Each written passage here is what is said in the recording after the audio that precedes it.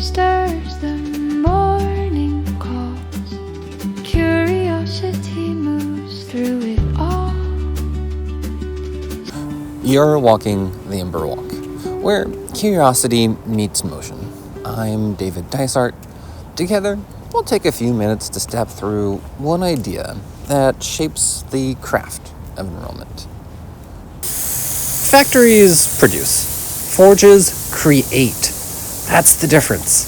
A factory runs on consistency, efficiency, and speed. A forge runs on curiosity, heat, and iteration. One's built for output, the other for meaning.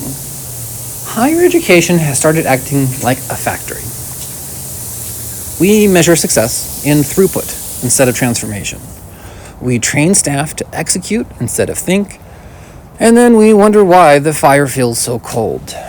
But the forge still exists in the corners.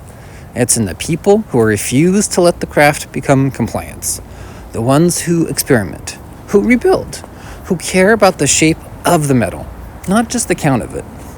So, here's your thought. Are you running a factory this week or attending a forge? One pays the bills, the other builds the future. And that's the Ember Walk. The forge is yours now.